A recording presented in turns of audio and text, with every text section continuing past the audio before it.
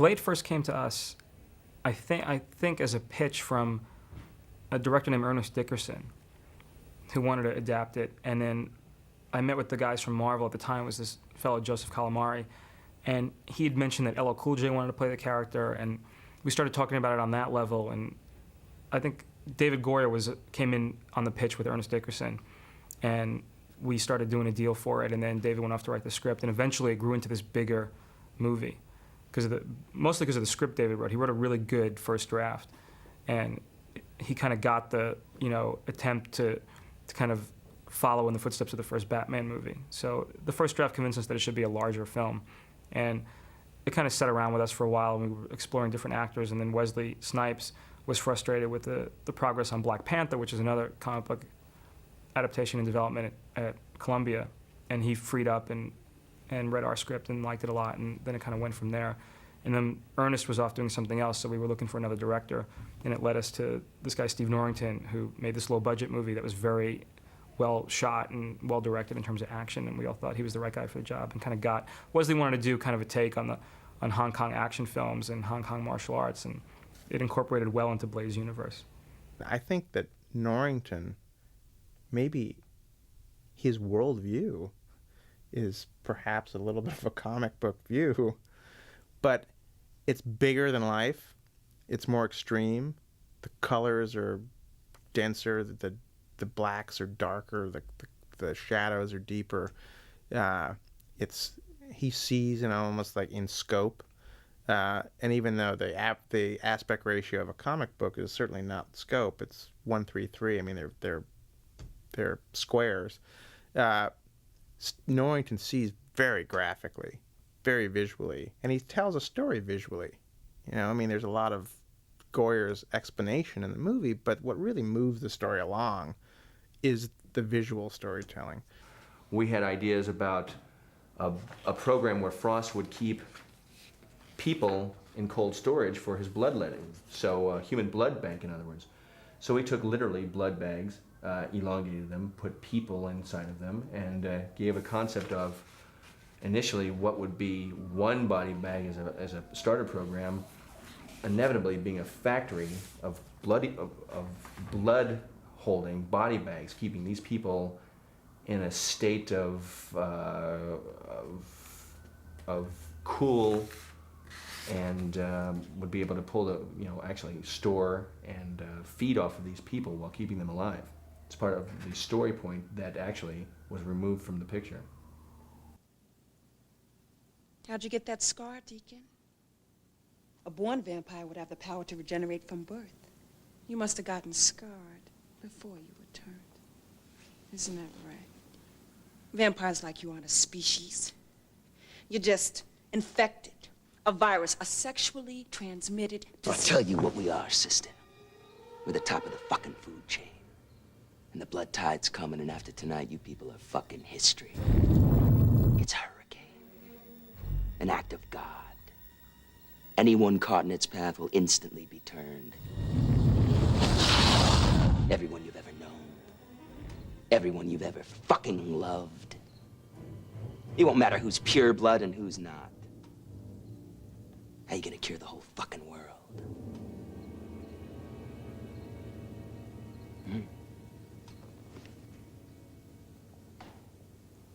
And Blade's blood is the key. We've been trying to kill this guy for years. He turns out to be our salvation. That's the beauty of destiny.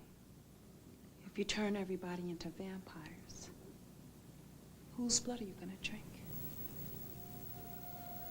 Come with me.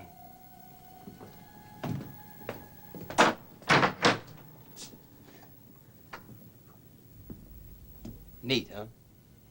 I can keep him alive for years, producing anywhere from 10 to 15 pints of blood a day. Of course, this is just a pilot program. Once the tide comes, we're gonna have to step up production. You're disgusting. Why? Because we live at another species' expense? It's called evolution. Survival of the fittest. We've got an intruder. Beautiful. Endings are really important. If you have a great movie and your last 10 minutes aren't so great. I mean, they're really important because it's the last impression that people are, that you leave with people. You can have a spectacular movie and fail the audience in the last 10 minutes and completely lose them. On the other hand, you can have a movie that doesn't start out so great, and as long as it ends on a strong note, people will forgive quite a bit. Endings are very important. And I don't know why, but typically they are the most difficult thing to write. They're the most difficult thing to film. In quite a few of the films I've been involved in, there have been multiple endings. Part of the reason is you never know what you're going to get when you make a movie. You never know which performances are going to pop. Things that work really well on the written page just end up working horribly, on screen, and vice versa. You have no idea, and so you can think a scene will play, excellently, and when it's cut together, it's just flat and dead as a dog. And conversely, you could be really worried about a sequence in script form, and then it ends up being brilliant, and it turns out not to be a problem at all. And it's always, there's always a sense of discovery when you watch a film for the first time, and you never know what you're going to get. I mean, writing a script is not the same thing as making a movie. The script is the blueprint, and it goes through an evolutionary process. In the original script, we had this ending with Lamagra. Stephen Dorff's character, Deacon Frost, would turn into this big... I think originally, actually, he calls forth this big blood monster that would be like a Lovecraftian monster. And then we kind of, before we shot the movie, decided that he himself should turn into Lamagra. But we all kind of thought, it's a little cheesy, this big blood thing, conceptually. And we saw actually like still animatic shots of it. We never really thought it was that great, but we thought maybe it'll work. So we kind of went into it a little doubtful.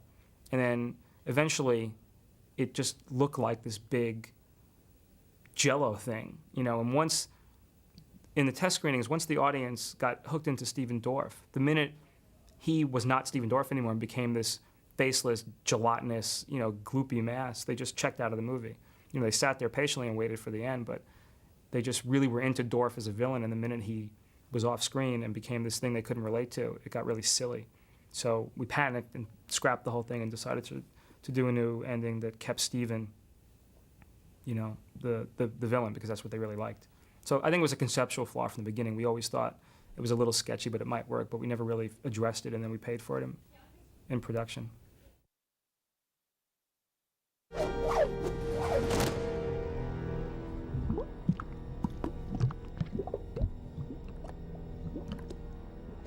You're too late, Blade. The sleeper has awakened.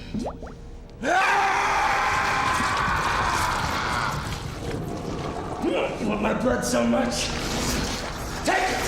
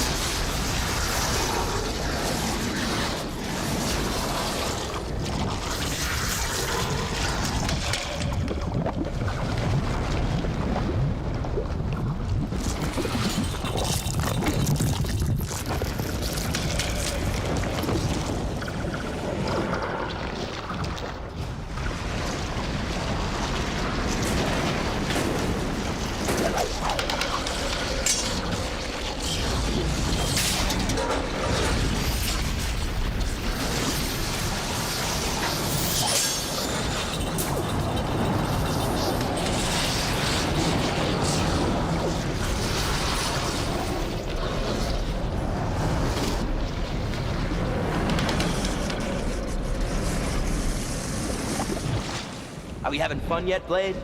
I sure hope so, because after I'm done with you, I'm gonna fuck the whole human race. I'm not Frost anymore. I'm the plague of darkness. Anyone I touch will be turned.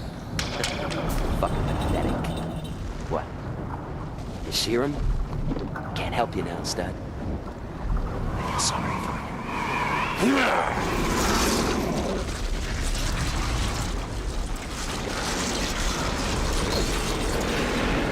Who said it was syrup?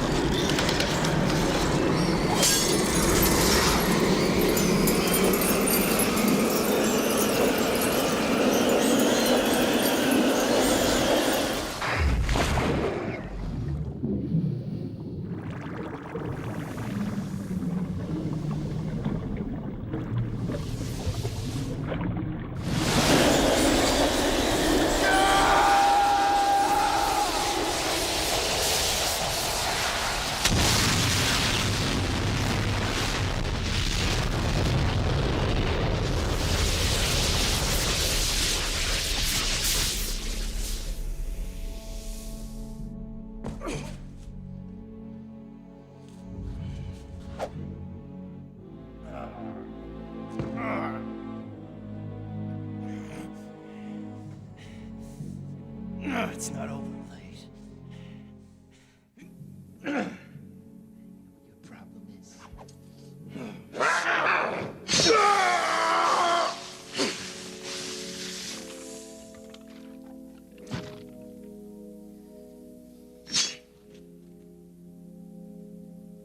Blade!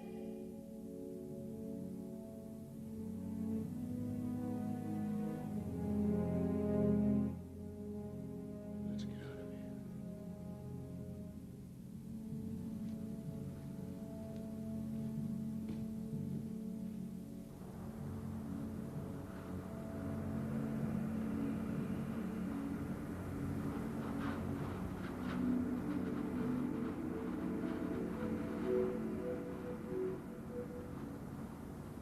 I never thought I'd be so happy to see the sunrise.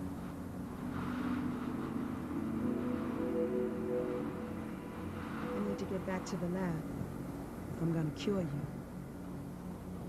It's over. You keep your cure. I've never felt better. Besides, as long as there's a war going on, I still have a job to do. Oh, yeah? Then you're back on the clock.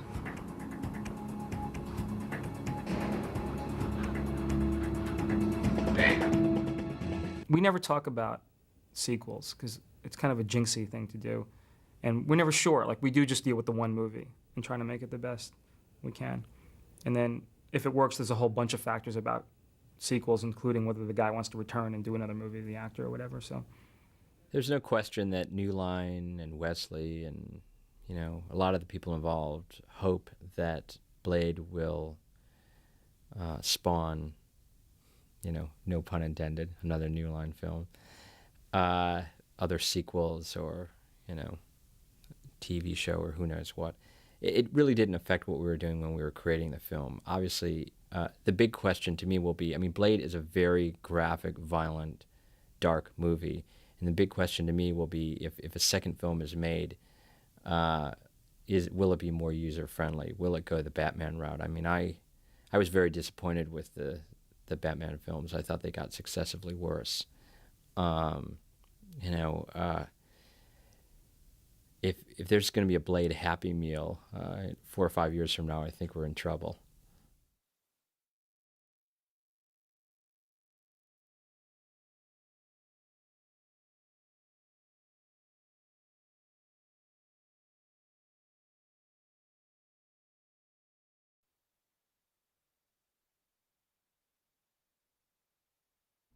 The production design process begins with my meetings with Stephen Norrington to decide what he wants in the film. Ultimately, he's the designing chief of this whole thing. It's his image, his vision, and my job is to give him and bring that and then add to that if I can.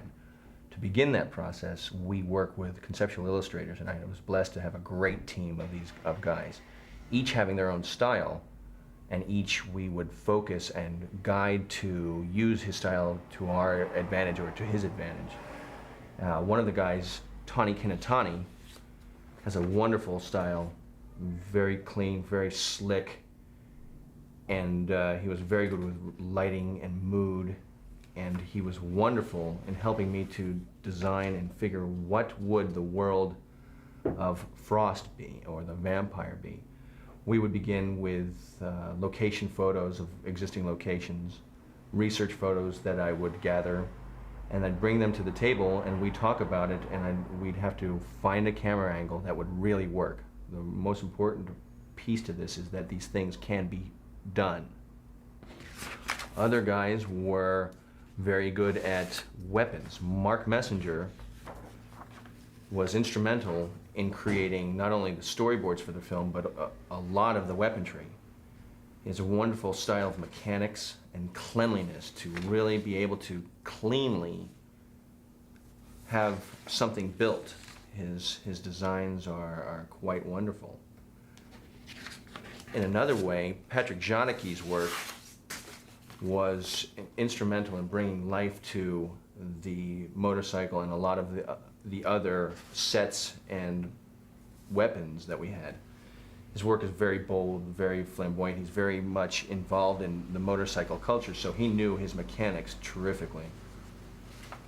He would give us different views that we could actually take these images, take them to a company that would create this machine, and they could work off of and sculpt off of these images as well as architectural plans for each one of the bikes.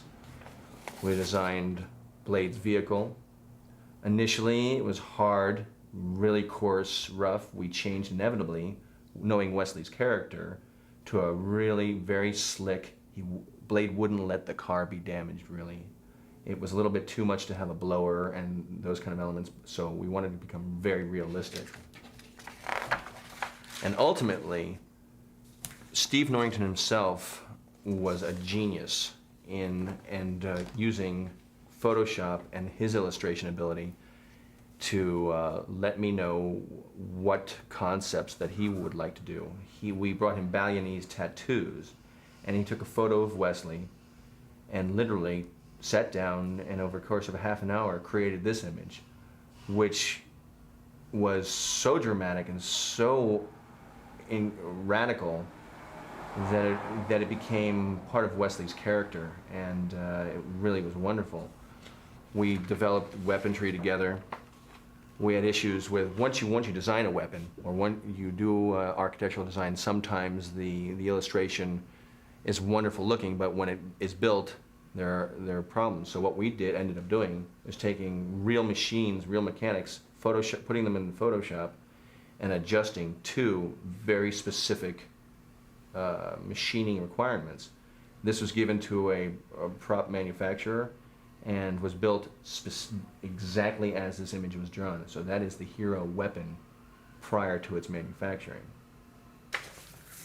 Finally, all this work that we do before the filmmakers step foot on stage really is meant to excite the studio, is to get an impression, a mood, and have everyone on the same wavelength when we come together. There's 120 some odd people, plus now with visual effects teams, that are on the same page.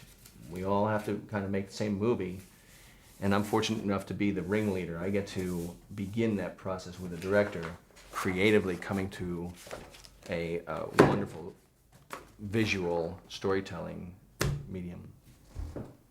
So it was about 2 years ago we began Blade, and I have known Steve Norrington, the director, from 15 years ago. We worked together on Greystoke, which Rick Baker was the head of, and so I've known Steve for many years, and I've seen him off and on. I've gone over to England and saw him working on some of the Henson films, and he was creating all these incredible makeup effects and everything. And also Bob Engelman, who's the producer, I did The Mask with. He produced The Mask with Jim Carrey, so I knew both of them really well from when this project started. I had talked to them about just doing the Pearl makeup, which was the huge vampire in the film, because of the budget restraints and everything, and I said, you know, it'd be really fun to do the whole project if I could. And I hadn't done a fun vampire film in a long time, because I did The Lost Boys way back, 10 years ago. And I really enjoy working on those kind of films when I can. This was based on a comic book, so you can take a lot of license with this kind of vampire film. Coppola's makeup in his film, I tried to do very gothic and subtle, and it was a whole style I tried to do. It's like The Lost Boys. I tried to do a whole style with that. I based the whole makeup on the contact lenses I designed, and Joel Schumacher was very adamant that he wanted to keep them very beautiful looking, these young people, and the teeth should look like pearls. So I did a very subtle, really beautiful teeth for that. For this film, I really, it had to be violent in places. It had to really, it had to have a different style, but you could have a lot of fun with it. So you could do big teeth here and there because it didn't have to make perfect sense in every scene on what happened with it. So you have a lot of license with this kind of film because there's a lot of humor in the film. You can have fun with it. And some parts should be overdone a bit, to make it work for that scene. Rita, is that you? He's here! He's here! This must be Pearl, the record keeper. The Pearl character, Steve wanted this huge, massive vampire, and he would just sit there and he couldn't move. He'd been there for hundreds of years, and they would bring him young kids to feed on and blood packs to drink out of, and he ran the computer thing and guarded the door to the vault of the info of the vampires and everything. And that was the big makeup, even though it was a very short part in the film, but it was a lot of fun because it was, we'd never done anything this big before. So we figured out about how many pounds he should weigh, like about 1,500 pounds or something. And then Miles Tevis did a drawing of this huge thing, which was very round. And then we gave that to Steve, and then he put it on the computer and stretched the whole thing out. So it was this massive, much heavier than we imagined. And we all looked at that and went, yeah, that's the way it should be. And Steve liked it a lot. So that's what we used to go off of, was a stretched version. The character for Pearl was played by Eric Edwards. And this poor guy, we had to get him and put him in a chair and cast him in the position sitting on this chair, because when we built the final thing, it was going to be this massive puppet. And we had 5 actors inside of it. We had the actor with his head out the top. We had an actor for an arm over this side, an actor way over here for the arm on that side, and we had puppeteers working the feet inside. We made it out of silicone. We wanted it to be very translucent, so we poured a huge amount, I think it was like $7,000 worth of silicone into this massive mold to make this skin that was very fleshy. And then we had to do the makeup that blended down onto the neck of him with Eric in the side of this. So what we'd have to do is we'd do makeup on Eric with the makeup, which took myself and Steve about 3 hours to do. And then we'd fit him in there, and we'd have to finish the whole makeup. So once he was in it, he had to stay there. And it got very hot, and we had air conditioners running inside this body and all this activity and TV screens inside the body, and it was pretty funny. And then we had a giant bladder they were standing on in the back, making the chest go up and down.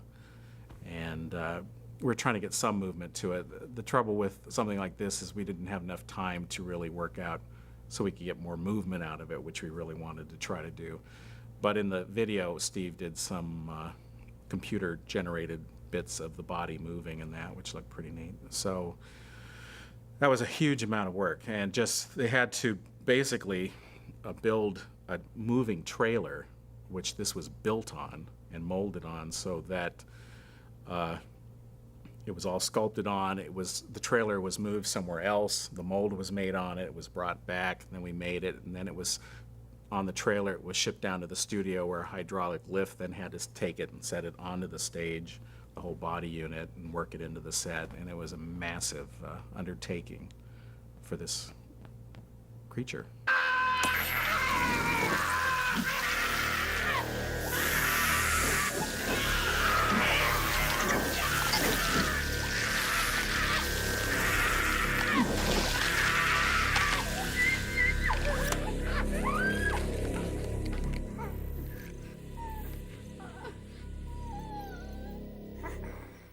He moved. What we wanted to do, and the action in Blade was to incorporate a number of martial arts that had a hard style to it, a soft style to it. Blade's character, we wanted to have him more on a fluid side, and which would encompass both hard and soft. And for Frost, who plays the bad guy, we wanted him to be more straightforward and direct, and that fell to a Japanese or hard style.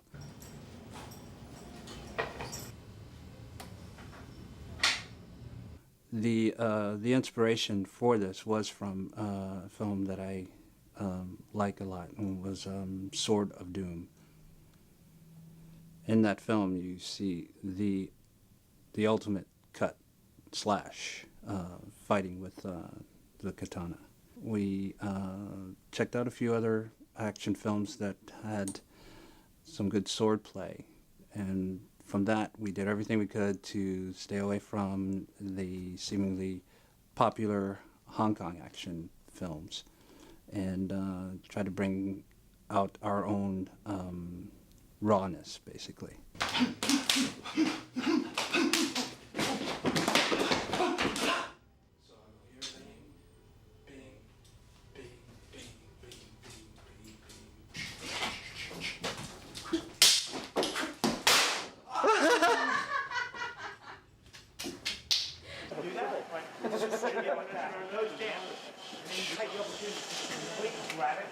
Get him over to the side, you'll say, or whatever, I'm just like, bam, bam, and so you're just beating the shit out of it. And like, she's like, she's the sword has to, she's the one who brings it back up again, so she's like, bam, and she like, so you're taking him out, you know what I'm saying? Like you both, ultimately, you gotta bring me over. Yeah, sword goes from there, it's big, sword goes down. And she's like, stab! Watch it, buddy. Stop!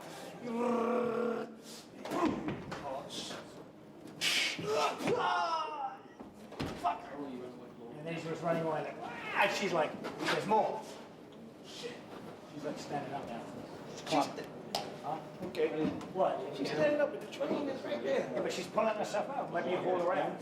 Haul her out. You standing like this. We can have a hold out. Shiny. Okay. This is your vision. I'm with you 100%. Well, yeah, right. I'm with you. So, There's a reason that you do special effects work in the first place. It was determined that it was far too dangerous and too expensive to shoot a sword fight in a real subway tunnel, a real subway train tunnel, while there was a 60 or 80 mile an hour train passing through that was just a few inches from the, Wesley Snipes and the rest of the actors. Ultimately, the decision was made to build a section of subway train tunnel on the stage out in Canoga Park to film the fight sequences over green screen, and then to introduce a computer-generated, fully synthetic subway train into the tunnel while the fight scene was going on. The production bought 3 subway trains. They actually had them on the lot, up on blocks. And they were using them for interior scenes that were taking place inside that subway train after my sequence was finished.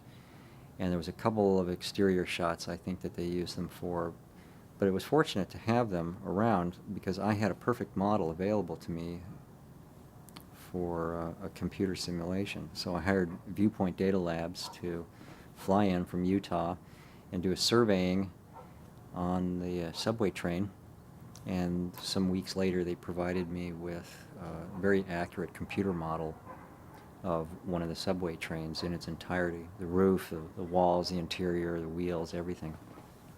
And so what happens is that by hand, this, on a frame-by-frame basis, this train is moved around horizontally, vertically, And they're slid along a track. You can rotate them.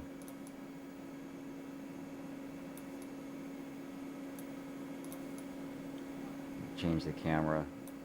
Also, the camera, that's the object that controls the position of the train, but you can also move the camera around. If we lower the camera, then the train goes up. If we move the camera to the right, the train goes to the left. If we move the camera back, the train goes away. So this object here behaves just like a real camera. And in fact, we can even insert a lens value here that will simulate the lens of the camera in terms of millimeters or inches. You can do camera rolls. So the idea is to use these controls to be able to position the train relative to the background on a frame-by-frame basis. And there are schemes that have been devised to use sort of automatic methods of camera tracking the background. We tried some of those, but ultimately decided that it would work better and probably work faster if we just eyeballed the whole thing. And you can see that the camera bounce has all been programmed into this. The train is bouncing around the same way that the tunnel is. So now we're going to whip pan around and follow the train. There we go. And that scene, you can actually, the camera's actually looking inside the windows of the train, and you can see the little cutouts that I have of the people, and see there, right there, those are the folks.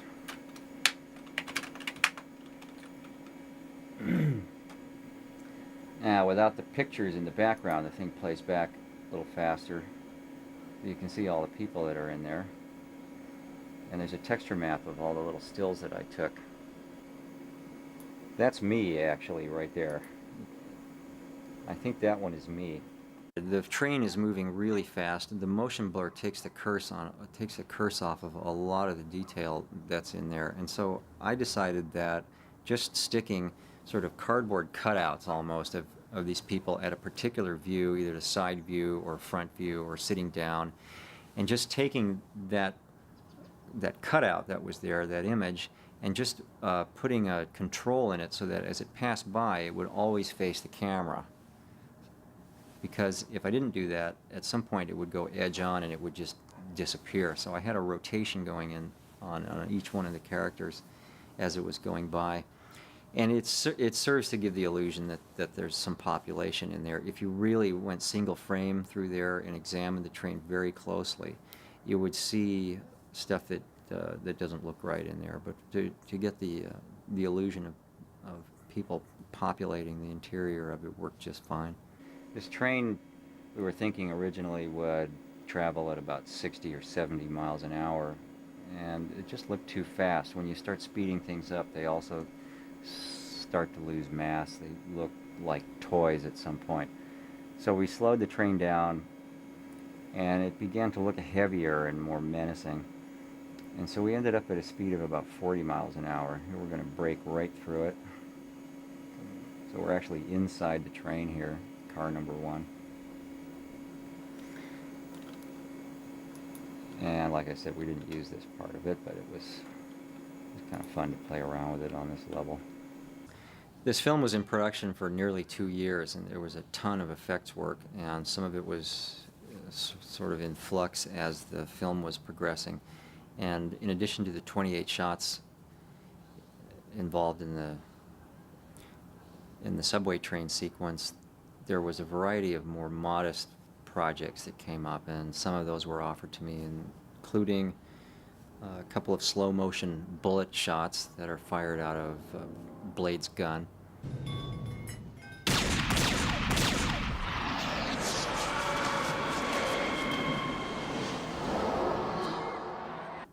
But at one point in the new ending that they designed for it, there was some more blood that was required. And so they came to me, and we came up with a design for it, and about 3 weeks before the negative was due, I took on the job and really got into it, and turned out 2 really high-density scenes of very difficult liquid animation. Hey, Blade! Let's do this.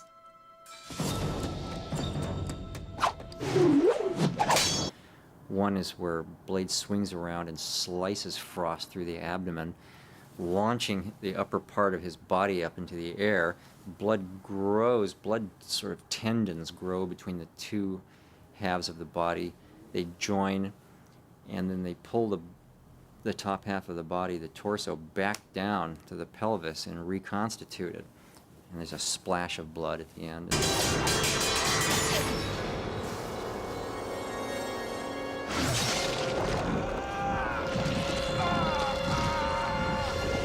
And then there's another one where his hand reconstitutes out of liquid blood, and then the skin reveals up over it, and his hand reconstitutes also.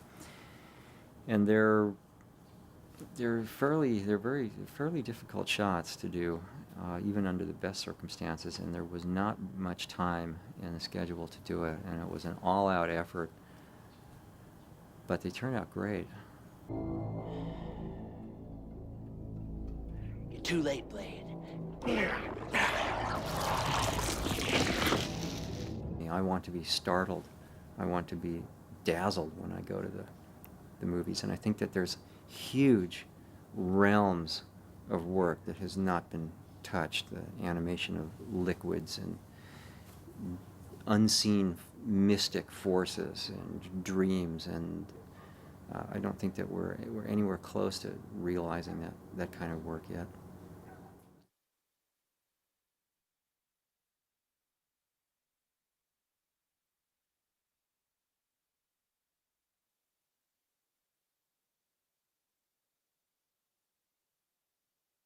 I grew up in the 70s and 80s primarily reading Marvel comics.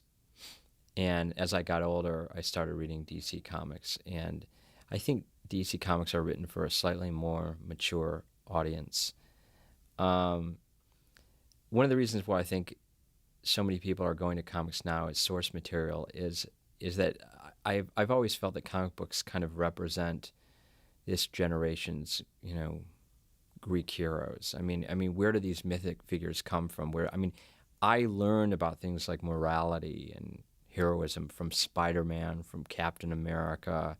I didn't learn it, unfortunately, necessarily from reading a lot of the classics in school. They were from comic books, and after school, we would play on the playground and we'd talk about, well, which superhero do you want to be, and why and how and whose powers, and these characters all, a lot of them, they were all heroic in their own way. They stood for justice, and I think that is where a lot of the modern day archetypes come from now, from these archetypal characters. I mean, Batman and Superman have completely permeated the public consciousness, and I just think that that's the source material for a lot of these heroic figures now. Is unfortunately or fortunately, depending on the way you look at it, kids tend to gravitate towards those sources first. Years ago, there was a great comic book company called EC Comics. And they're the ones who started Mad Magazine, but before that they were doing the Vault of Horror and the Crypt of Terror and books like that. They were really wonderful. But some people objected. They felt they were a little too violent. So the comic book publishers got together and formed an organization called the Comic Book Publishers Association of America. And it was a self-censorship body where they formed some rules of conduct. They're not allowed to have any rape, or they're not allowed to show blood or discuss drugs, things like that. And all the publishers agreed to that. And somehow or other, it served to make the books a lot tamer, and eventually EC Comics suspended all their publication, and the only thing they had was Mad Magazine after a while. Here are some of the things that if you were trying to create a comic book in 1954, that you would not be allowed to do according to the comic book code. In every instance, good shall triumph over evil, and the criminal punished for his misdeeds. Passion or romantic interest shall never be treated in such a way as to stimulate the lower and baser emotions. Females shall be drawn realistically without undue emphasis on any physical quality. If crime is depicted, it shall be as a sordid and unpleasant activity. Suggestive and salacious illustration or suggestive posture is unacceptable. All lurid and unsavory or gruesome illustrations shall be eliminated. This is a good one. The letters of the word crime shall never be appreciably greater in dimension than the other words contained in the title. The word crime shall never appear alone on a cover. No comic magazine shall use the word horror or terror in its titles. And here's the best one. Scenes dealing with or instruments associated with Walking Dead, torture, vampires and vampirism, ghouls, cannibalism, and werewolfism are prohibited. So as you could see from this, that really eliminated quite a few themes from creating comic books back in the 50s. And even today, a lot of these themes are still not even touched upon. There was only one time that we had a big problem with the code. I had received a letter from the Office of Health, Education, and Welfare in Washington. This was years ago, and right after Spider-Man became popular, it must have been in the late 60s, maybe the early 70s, I have no memory for dates, but the letter said that recognizing the popularity of Spider-Man with young people, we think it would be great if you would do an anti-drug story in your comics that your young readers could read and it would do a lot of good. Well, we know better than to just obviously preach to young people, because that's not the way to reach them. But I found a way to do a 3-part Spider-Man story, and within the confines of that plot, we had one of Spider-Man's friends who had taken an overdose of something, and he was standing on a rooftop and he thought he could fly, and it was up to Spider-Man to save him before he jumped, and Spider-Man did and gave him a lecture on what an idiot he was to take whatever drug. I know nothing about drugs. I didn't even know what to call the drug. I just said he took something and he overdosed.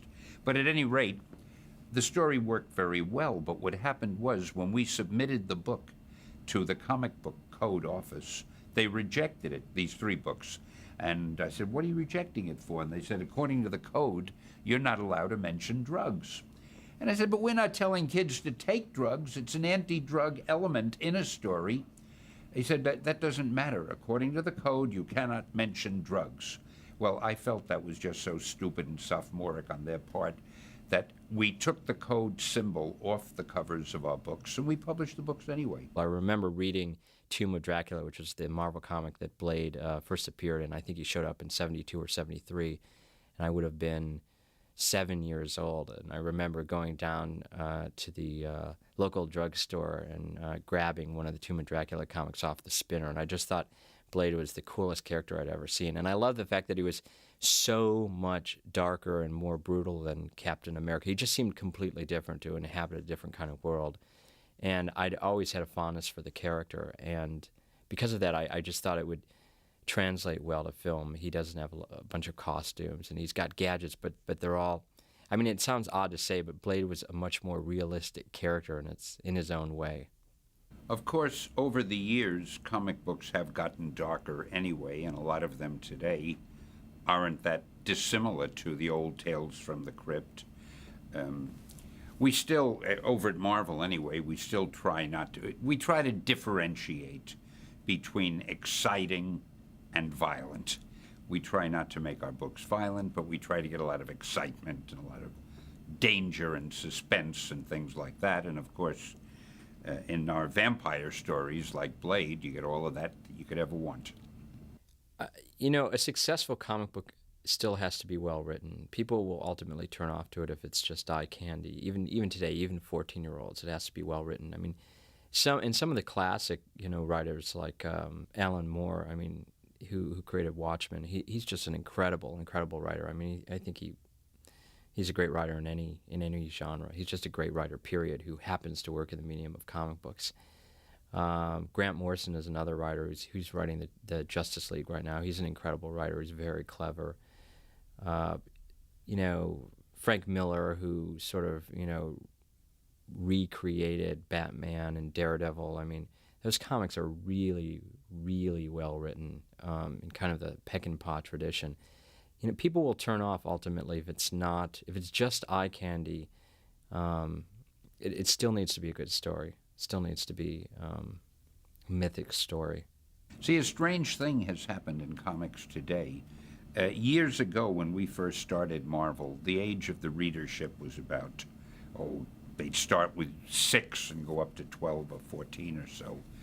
And over the years, as we tried to write more intelligent comics and get better vocabularies and concentrate on characterization and on plotting, the age of the readership rose. In fact, after a while, we had as many college readers as young readers. But now, strangely enough, there aren't as many young readers for these comics, which are thought of as children's literature, as there are older readers. If you go to the average comic book store and speak to one of the proprietors, he'll probably tell you most of his customers are over the age of 20. And these darker books that we have now seem to be very appealing to the older readers. I personally think we're going to have to start lightening the books a little, or doing books that are lighter, so we don't lose too many of our younger readers. But right now, this business of darker stories, such as the old Batman, The Dark Knight, which was one of the things that started it, and vampire stories, which we've had for years, and all the heaviness and more earthiness that seems to be in the comics now, while a lot of it represents a lot of good writing, I'm afraid it may be tending to drive away some younger readers, so we have to figure out what to do about that. In comics, especially back in the early 90s, there has been this anti-code movement where a lot of creators have become very, very outspoken against the code and have really tried to force their books not to fit within the code, and have also tried to force other publishers not to publish within the code. However, especially with the newsstand, the code is very important to retailers because they feel that that's their mark of safety. And that's their way of saying, hey, parents, you could buy their books there. But a lot of publishers have been against that, a lot of creators especially. What we tried to do with Blade was come at all these issues, whether they be racism, whether they be, class system, whether they be, our fears of AIDS, and come at it from this, kind of sneak it in, under the cover of this outrageous, comic book-like movie. I mean, I'm a huge fan of the so-called neo-realistic comic books that are out there now, like 8-Ball and a lot of the things that Drawn and Quarterly are doing. I love those. And actually some of those would make for some great films. Comic books are really an amazing form of entertainment because unlike a movie or animated show, in a movie you only have 2 hours to entirely capture the audience, or an hour and a half to totally capture the audience. In a comic book, if you don't get it just right, you have time. There's a monthly schedule. You can produce it the next issue or the next issue. You can always make the book better and better over time, or adapt it for things that are going on in the political arena or things that are going on in society and society issues. So it can adapt over time. So comic books have been, in the past, I think, a great representation of what happens in society. So as things have changed in society, comic books can adapt to that, whereas a movie will just take place in a snapshot of time, or an animated show will take place in a snapshot of time, whereas a comic book can evolve. So it can handle a lot more moral and larger issues.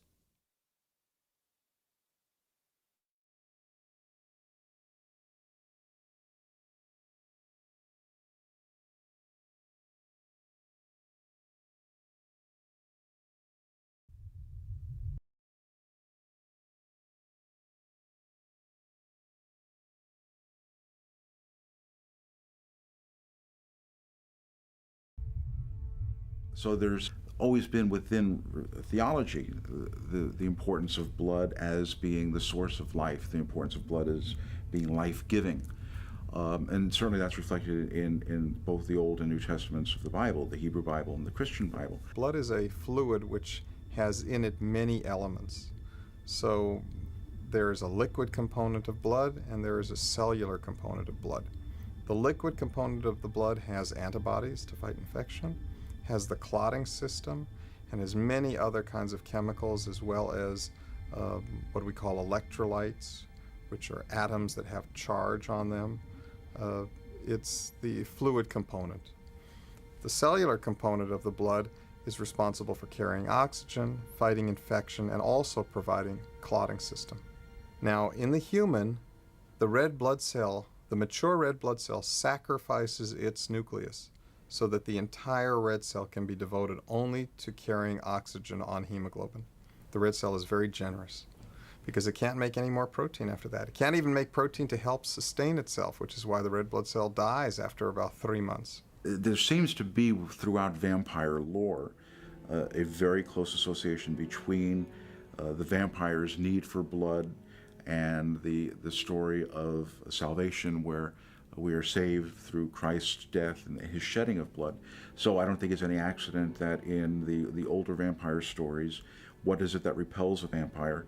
It's a crucifix. The sign of Christ giving his life and shedding his blood repels this evil character who's intent upon taking life and stealing blood. Well, there's certainly a theme that throughout folklore and certainly in early history, that an idea that blood coming into the self could have various kinds of generative and regenerative powers. In folklore, it's much more generative than it is regenerative. But certainly in someone like Elizabeth Bathory, blood brings back youth, brings back health. And blood, just as blood is associated in the face with a flush that's the sign of health in a young girl, so that blood for Elizabeth Bathory brings back her youth, and Dracula drinks blood and he becomes younger and younger as he is able to consume it. Denial of blood leads to old age. The vampire mythology goes back to the very earliest layers that we have in folklore tradition, 2,000-3,000 years ago, as we start getting literary remains. The vampire is there, and vampire-like characters are there. The earliest vampires are all women, and they are dealing with problems of childbirth. And the Lilith and those different early vampires are all females who've had some problem in childbirth. They've lost their child and they now attack other children. And it seems to be a myth about problems with infants in ancient society. Then the vampire more important function as culture matures is to explain the problems of death, so that anyone who dies an unnatural death, suicide, accident, off at war, those kinds of things, those are potential vampires. And that relates then to the problem of caring for the dead in a culture that has no undertakers and no modern facilities for handling bodies. If someone died, you had to prepare your relative's body for burial. And you hear stories about times when they would exhume a coffin and open it up and find scratch marks in the lid of the coffin, discovering that this person was presumed to be dead and had been buried but was really alive. And perhaps that has something to do with the origin of the vampire stories, because the vampire, after all, does make his residence in the coffin. He has to return to the coffin, yet he's not really dead, but he's somewhat alive and somewhat dead. When the vampire moved from being a folklore character to being a literary character, its function changed completely. The vampire first emerged as another form of the monster, the evil creature, the boogeyman who's going to come get you if you don't watch out. And in part, it was a warning to females about the traveling attractive person who wasn't part of the social structure. Throughout the 19th century, relationships among people were hierarchicalized in terms of family and marriage. And when a vampire expresses affinity and friendship in that culture of the early and mid-19th century, a vampire is most dangerous because affinity undermines class and family relationships. Affinity is sharing.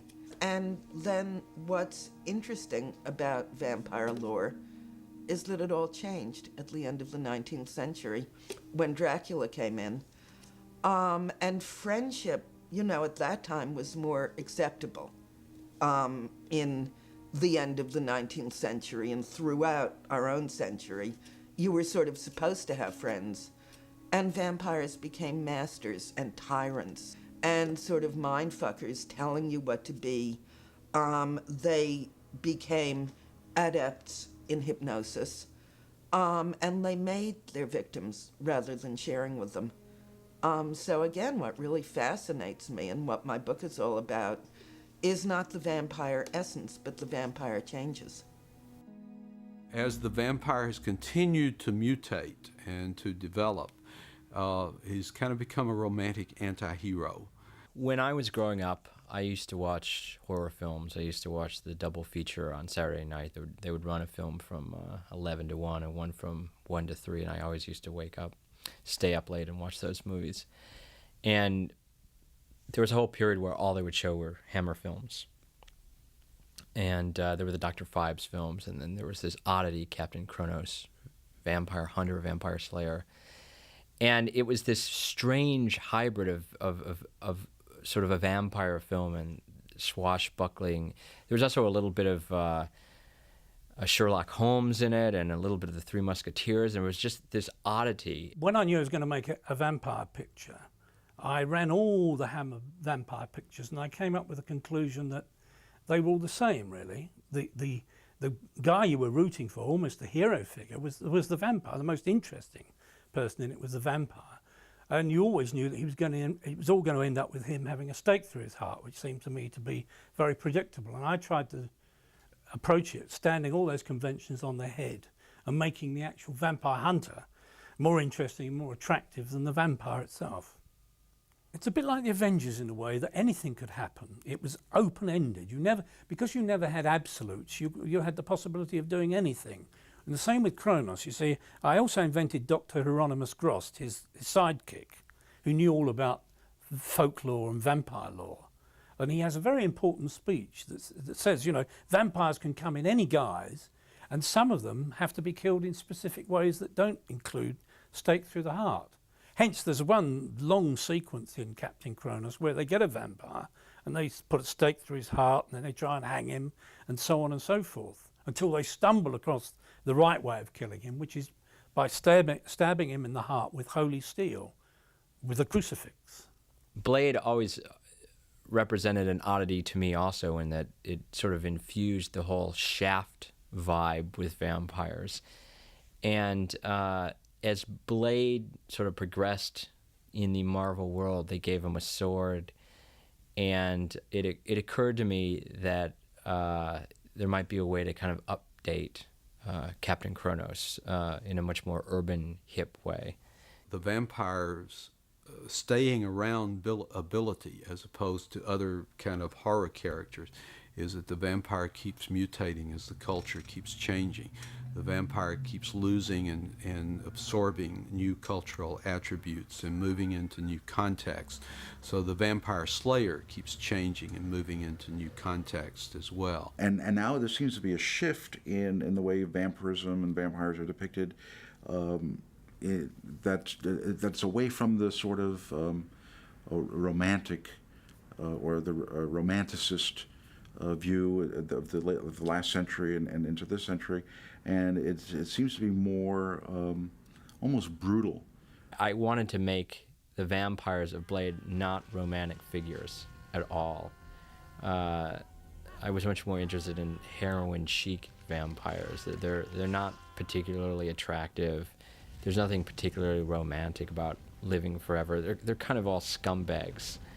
I was very conscious of wanting to go in a different direction from the kind of Anne Rice sort of subgenre of vampire movies that have been out there.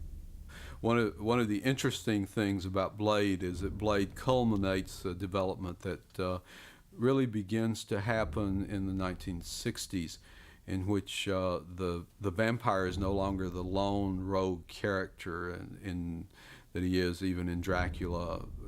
Through most of the 20th century, vampires are single characters. But in the last half of the 20th century, vampires have a society of some type. They're very rudimentary in, say, Matheson's I Am Legend. There's a group of vampires, and the loner is the one guy who's holding out against them. So going back to the idea that in the 19th century, the pre-Dracula 19th century, the vampire was a friend. And a friend is both somebody who understands you, which family roles don't always, or they preclude it. Now, in the last 2 decades of the 20th century, in America, vampires are gangs. Vampires are branded creatures who are given their identities rather than masters who do the branding. I suppose we both fear and desire submerging ourselves in some sort of mass clan or gang identity. I have to be sort of hesitant on this because when I was young, gangs were West Side Story, and they were for boys, and girls weren't in gangs. And anyway, it's not anything. I mean, this is where it becomes incomprehensible to me. I think what vampires you like are so personal. And I always wanted to be a transformed creature of the night, but I never wanted to be a gang member. But as a vision of the future, it's as scary as any fanged, snarling monster from the past.